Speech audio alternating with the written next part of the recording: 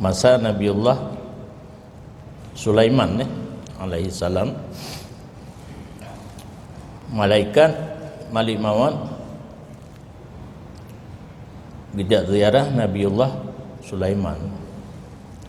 Gekalan tira pemuda tidur di geniring Nabiullah Sulaiman. Malik Maut terbelut anu matang bagalan karena dalam catatan gaknyan hana triple ji meninggal hidih di bineh Matauro.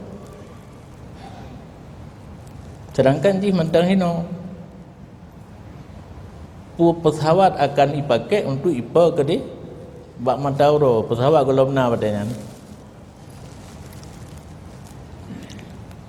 pemudanya letan baca selawat kepada malaikat yang jaga Matauro. Jadi waktu Malik Maut kagejak hulain, pemudanya ditanya mbak Nabiullah Sulaiman, tahu truk uno nyan Malik Maut ke Nabiullah Sulaiman, oman ia luntan nang berdoa siat benar so melung ino kedih bak Matauro na be ati gecok nyamong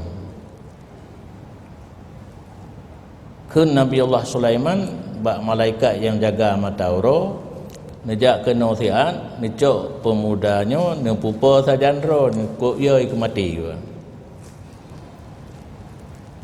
Truk malaikat yang jaga Matauro gecok pemuda buno ke pupa kedih bak Matauro. Truk kisah Malik Maut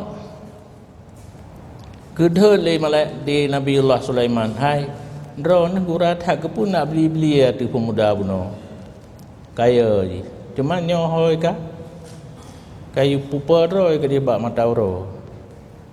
Tahu me hai malaikat yang jaga Matauro gekalan jem le Malik Maut, oh payong kam ningai je kun dah Nabiullah Sulaiman, hai pakai menan begah kaicok nyawang le wakilung Malik Maut na wakil ke na penolong kan tidak ke tarik nyawang katanya wakilun yang bertugas di bak Matauro kali tarik nyawang pemuda gunung nyan kebukti satu cerita la yastakhiruna sa'atan wala yastaqdimun. Saat katro ajai hantelat han awai mesti minat pun.